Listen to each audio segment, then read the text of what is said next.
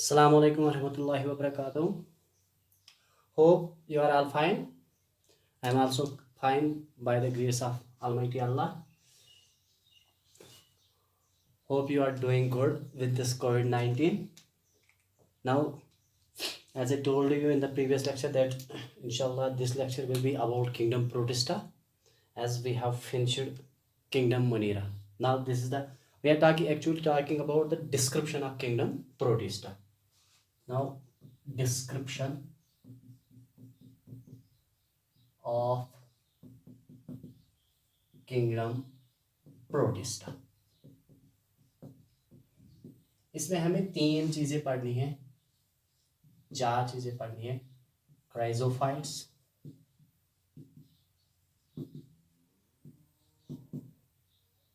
पायरोफाइट्स, इग्लिनोफाइट्स, and the last one is slime molds. These are the 4th topics which are included in description of Kingdom Protista. Now first of all हम chrysophytes को पहले describe करेंगे. What are chrysophytes? What are the characters associated with these chrysophytes? उसके बाद we will go for pyrophyta, glenophyta and slime molds. Now पहले हम discuss करेंगे ये क्राइजोफाइट्स क्या होते हैं. What are chrysophytes? क्राइजोफाइट्स अगर आप देखोगे क्राइजोफाइट्स जो है, क्राइजोफाइट्स इंक्लूड करते हैं, it includes diatoms and desmids which are actually golden algae. These are commonly called as golden algae. इनको गोल्डन एल्गी कहा जाता है. And these are golden brown algae. Golden brown algae. Chrysophytes में आते हैं diatoms and इसमें आते हैं डेस्मिड्स. डायटम्स को यूजुअली गोल्डन ब्राउन एल्गी कहा जाता है, while desmids are commonly called as golden algae. ये जो क्राइजोफाइट्स है, अगर आप देखोगे these are the important planktons. rather you can see they are phytoplanktons. You must be familiar about the characters of Kingdom Protista in 5 kingdom system of classification. Kingdom Protista में जो organisms हैं इनको usually planktons कहा जाता है. When they are photosynthetic in nature, obviously they are called phytoplanktons. But when they are heterotrophic in nature, they are commonly called as zooplanktons. Similarly, अगर आप देखोगे the main producers of an aquatic ecosystem are diatoms. Diatoms aquatic ecosystem के main producers होते हैं because they contain chlorophyll pigment due to which they undergo the process of photosynthesis. As a result they manufacture their food.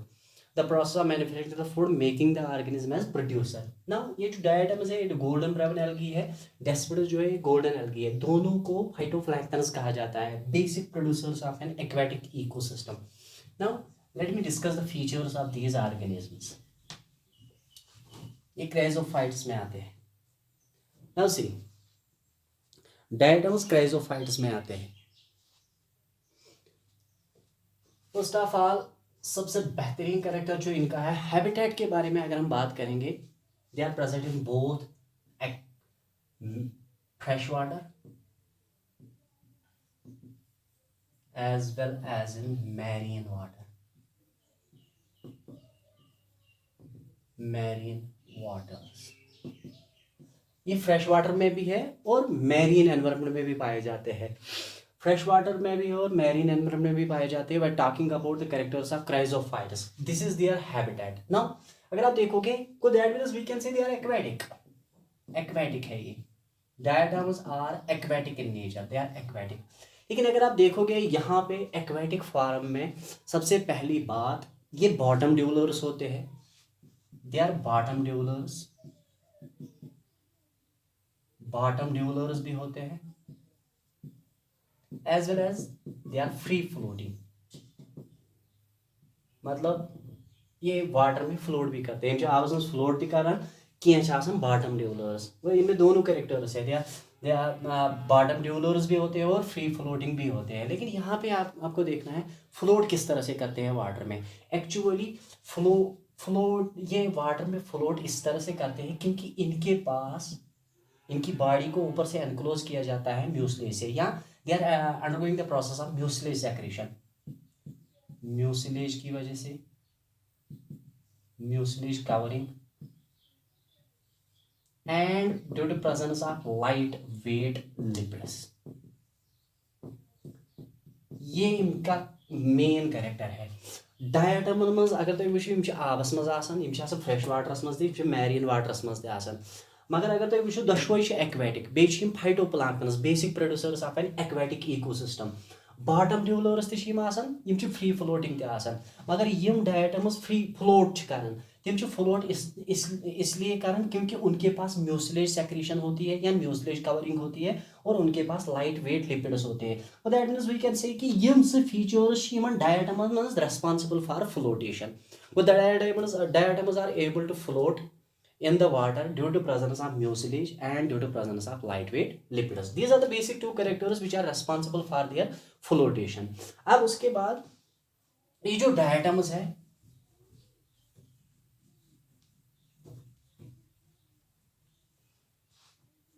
ये जो diatoms है सबसे पहले जो मैं आपको बताना चाहता हूं, डायटम्स में सेल वॉल जो होता है, इस सेल वॉल में एक सबस्टेंस होता है that's called silica. In diatoms the cell wall is impregnated with silica और there is a deposition of silica in the cell wall of diatoms. डायटमन हंदिन सेल वॉलस मज सिलिका ओमुत डिपॉजिट करना।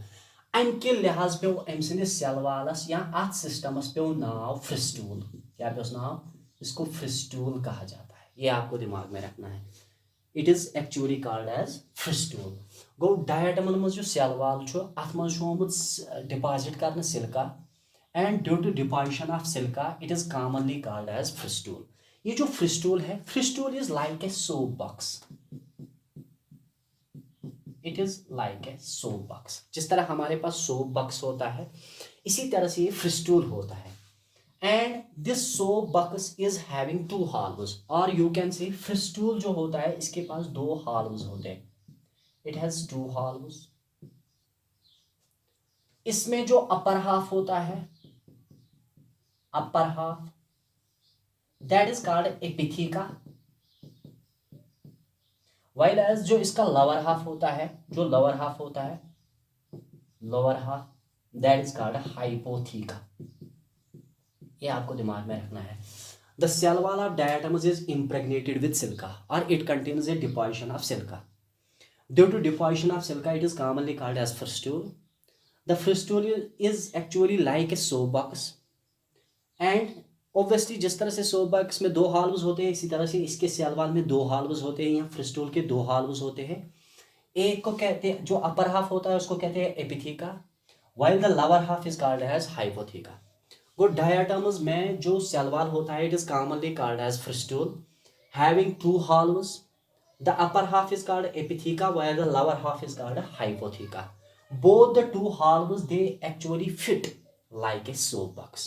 I will repeat it again. The cell wall of diatoms is impregnated or it contains a deposition of silica and is commonly called as fristule. The fristule is like a soap box consisting of two halves. The upper half is called as epitheca while the lower half is called hypotheca. उसके बाद दोनों halves एक दूसरे में fit होते हैं just like a soap box.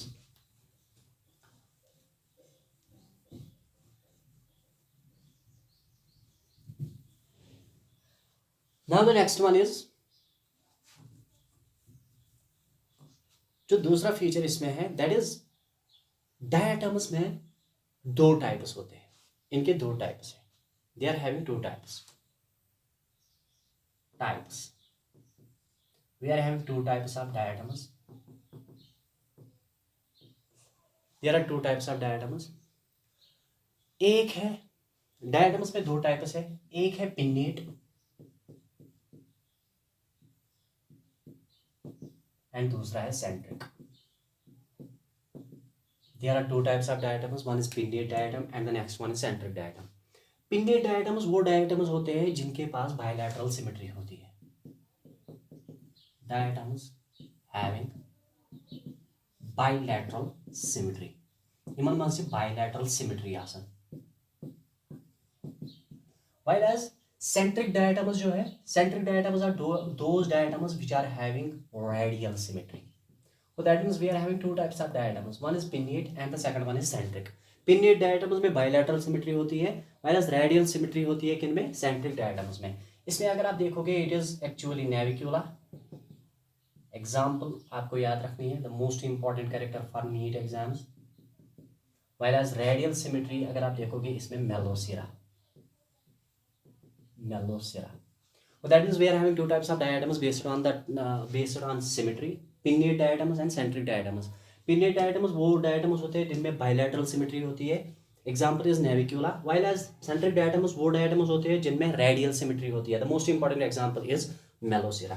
these are the types of diatoms on the basis of their symmetry. Now let me draw the diagram.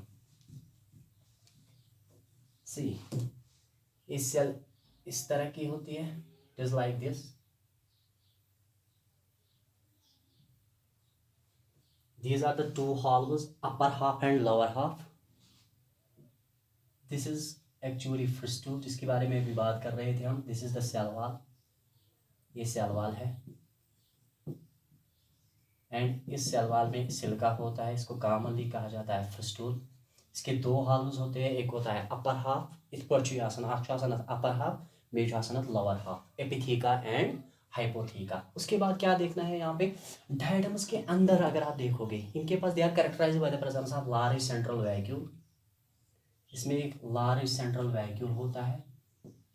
They are characterized by the presence of large central vacuole. इमन मज बोड़ central vacuole आसन. अथ central वैक्यूलस मज युहन nucleus आसन suspend करित. ये nucleus, this is the basic criteria. बाकी किसी ऑर्गेनिज्म में ऐसा क्राइटेरिया नहीं है. यहाँ पे डायटम्स में अगर आप देखोगे इनका सेल वॉल जो होता है इसको फिस्टूल कॉमनली कहा जाता है. इस फिस्टूल में सिल्का होता है, इसके दो हाल्व्स होते हैं, एक होता है एपिथीका, दूसरा होता है हाइपोथीका.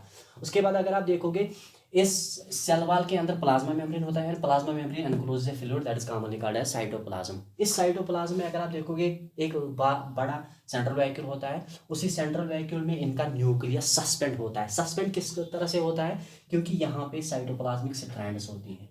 Cytoplasmic strands. तो करिए इमेजिन कि यम रज अमिस धक्क दिवान अमिस न्यूक्लियसस एंड अल्टीमेटली यह एंटर गसन इनटू द सेंट्रल वैक्यूल. यह क्या एंटर गसन इनटू द सेंट्रल वैक्यूल, तिकाज यह सेंट्रल वैक्यूल या वैक्यूल नेबर किन एनक्लोज कर. Vacuole let us suppose it is vacuole, it is enclosed by membrane which is commonly called as tonoplast. और इस टोनोप्लास्ट में अगर आप देखोगे एक्सपेंशंस होते हैं, special types of contractile proteins commonly called as expansions और extensions. As you must be familiar about elasticity. मतलब when you are going to apply force on a body, it gets deformed, and when you are going to release the forces, it will regain its original condition. That is commonly called as elasticity. इसी तरह से अगर आप देखोगे ये tonoplast जो है इसमें एक स्पेसिफिक प्रोटीन पाया जाता है, that is called expansion. Expansions contractile proteins होते हैं.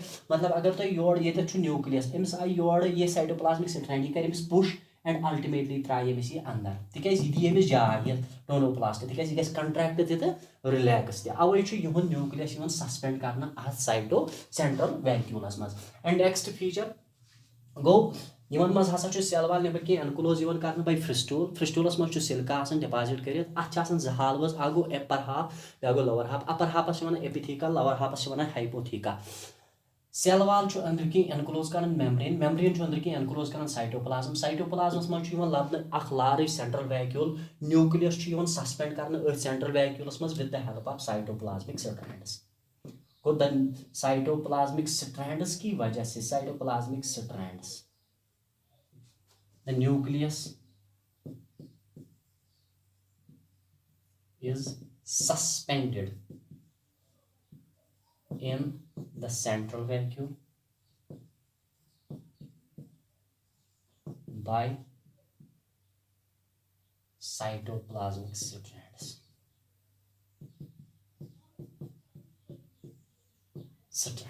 ये आपको दिमाग में रखना है. और डायटमन मज न्यूक्लियस सस्पेंड कर सेंट्रल वैक्यूलस मज तिकाज अमिस पुश कर with the help of cytoplasmic strands. ना उसके बाद क्या है नेक्स्ट फीचर,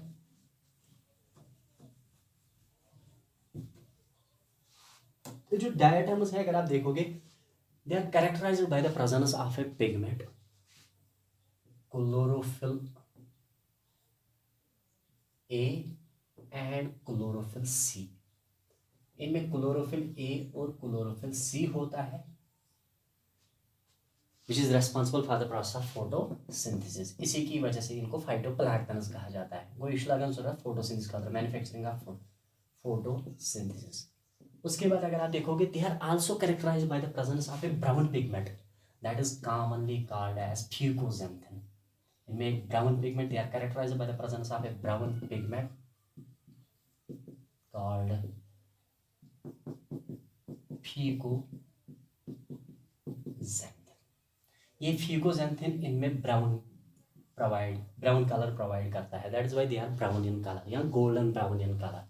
कोई मन they are characterized by the presence of chlorophyll A, chlorophyll C and they do contain a pigment that is commonly called as fucoxanthin. ये आपको दिमाग में रखना है। नाउ नेक्स्ट फीचर, उसके बाद इनमें फ्लैजेला एब्सेंट होता है, लेकिन रिप्रोडक्टिव स्टेज में, मतलब when they are able to produce gametes they do contain a flagella. गो वेजिटेटिव स्टेज में प्रेथ कस ऑर्गेनिज्मस मज जो स्टेज आसान पन्निस लाइफ साइकिलस मज। अ गई वेजिटेटिव स्टेज, ब्याक गई तम पत रिप्रोडक्टिव स्टेज। वेजिटेटिव स्टेज मज वेजिटेटिव ग्रोथ गसान एंड रिप्रोडक्टिव स्टेज प्रोड्यूस कर गैमेट्स। तमें गैमेट्स पत लगन जरूरत नेक्स्ट जनरेशन क्रिएट करने खतर।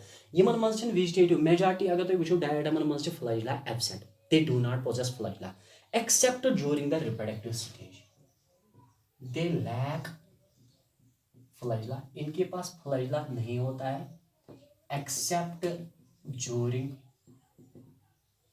reproductive stage। reproductive stage पे इनके पास flagella होता है। इनमें sexual reproduction भी होता है and they do contain sporulation। इनमें resting spores या statospores प्रोड्यूस करते हैं। इनके स्पोर्स जो होते हैं उनको कहते हैं रेस्टिंग स्पोर्स और स्टैटोस्पोर्स। ये आपको दिमाग में रखना है। कोई मन फ्लैजेला एब्सेंट आसन कैंसन मज ग्लाइडिंग टाइप ऑफ मूवमेंट्स वुचन, मगर बेसिकली अगर तुम बेसिक कैरेक्टर वो मन फ्लैजेला एब्सेंट आसन, मगर फ्लैजेलेशन प्रेजेंट आसन during the reproductive stage. Car वो मैं आपको अलग से बताऊंगा। अगर आप देखोगे इनका सेक्सुअल रिप्रोडक्शन बहुत ही स्ट्राइकिंग है। इनमें सेक्सुअल रिप्रोडक्शन अगर आप देखोगे, सेक्सुअल रिप्रोडक्शन जो डायटम्स में होता है या क्राइजोफाइट्स में होता है, sexual reproduction it ranges from isogamy to oogamie, as you must be familiar about these modes of reproduction. Isogamy, it is that mode of reproduction which is responsible for the formation of two gametes which are physiologically, morphologically and anatomically same. Now oogamie में अगर आप देखोगे it leads to the formation of two gametes which are morphologically different। एक होता है इसमें छोटा, दूसरा होता है बड़ा। जो छोटा होता है उसको माइक्रोगैमेट कहा जाता है, वो फ्लैजेलेटेड होता है। व्हाइल एज लार्जर गैमेट जो होता है, फीमेल गैमेट जो होता है, उसको एग कहा जाता है, दैट इज नॉन मोटाइल। गो सेक्सुअल रिप्रोडक्शन मज रेंज गसन फ्रॉम आइसोगैमी टू oogamie, मगर यह oogamie स्टेज अत oogamie मज अगर तुम वुचो यथ मज ये फ्यूजन गसन, मतलब फर्टिलाइजेशन ये गसन, मेल गैमेट तो फीमेल गैमेट रलन, fertilization leads to the formation of a zygote. वो जाइगोट जो होता है वो एनलार्ज होता है, that enlarges and leads to the formation of a juvenile stage which is commonly called as auxospore. पिछले साल का नीट का क्वेश्चन है ये ऑक्सोस्पोर, ये आपको दिमाग में रखना है। Sexual reproduction ranges from isogamy to oogamie। In oogamie, when fertilization occurs, it leads to the formation of a zygote. That zygote enlarges, मतलब इसका size increase होता है, and this enlarged zygote is commonly called as oxospore। यही oxospore जो है it leads to the formation of rejuvenile stage,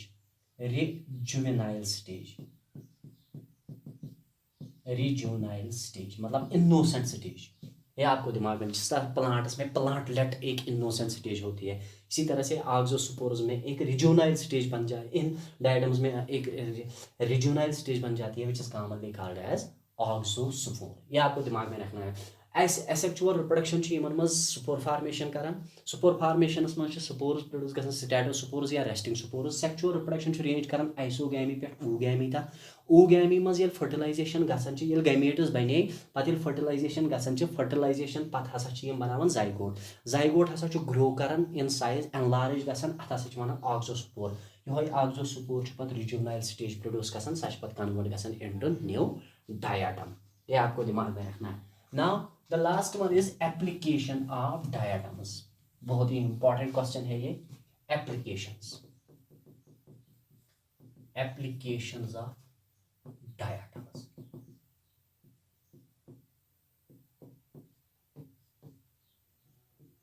important one, applications of diatoms. सबसे पहली बात, अगर आप देखोगे इनमें फ्रिस्टूल होता है, फ्रिस्टूल में सिल्का होता है, and silica is susceptible to decay, that means यून सेल वाल डिके गसने due to presence of cell wall does not decay. ह्यूमन मन सेल वाल डिके गसने क्या मन silica due to presence of silica. इसी तरह से क्या होता है, लेट अस सपोज ये एक वाटर बॉडी है and these are the diatoms. जब ये मर जाते हैं ये सीधे जाके गिर जाते हैं जमीन इस वाटर के बॉटम पे, एंड तक जमा गसान, they accumulate leading to the formation of heaps. ये हीप्स बनाते हैं, मतलब when the diatoms die they pile up at the bottom of the water leading to the formation of heaps, and these heaps are commonly called as diatomaceous earth। इसको diatomaceous earth कहा जाता है। This diatomaceous earth does not decay, it does not decay। Why it does not decay? क्योंकि इसमें क्या होता है, due to presence of फ्रिस्टूल, इसमें फ्रिस्टूल होता है। फ्रिस्टूल में मैंने अभी आपको बताया, फ्रिस्टूल में सिल्का होता है मतलब ये डायटम्स मरन हसा सोदी आपकिस बाटमस पे पेवान, तत हसा जमा गसान, बनावन बन, तिमन बनन हसा सिंपली वन डायटमेशियस अर्थ। ये डायटमेशियस अर्थ नसा डिके गसान कह, तिकाज अत मज हसा फ्रिस्टूलस मज has a silica, and silica is susceptible to decay, it decay नहीं होता है, it does not decay due to presence of silica। now this diatomaceous earth का main source अगर आप देखोगे diatoms है, तो that means cell wall शुन decay गसन क्या due to presence of silica। अवै छीम they lead to the formation of diatomaceous earth। this is the first application of diatoms।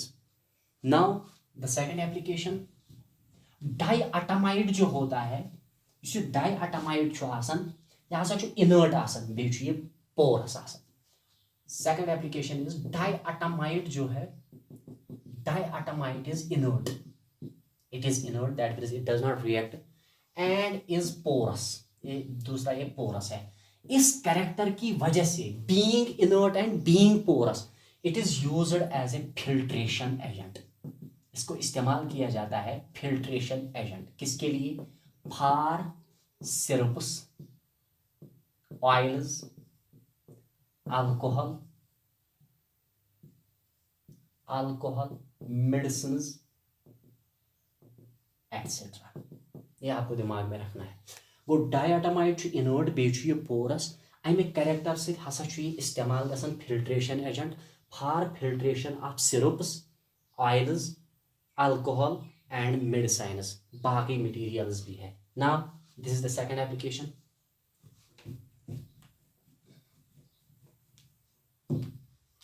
Third application, toothpaste जो होते हैं, टूथपेस्ट में अगर आप देखोगे डायटमेशियस अर्थ होती है, डायटमेशियस अर्थ, टूथपेस्ट कंटेन करन डायटमेशियस अर्थ, इसलिए तिकाज अगर तुम वो ये डायटमेशियस अर्थ या टूथपेस्ट मज एक्ट गसान as cleansing agent, that means it acts as a cleansing agent and hence is added to the toothpastes, it is added to toothpastes।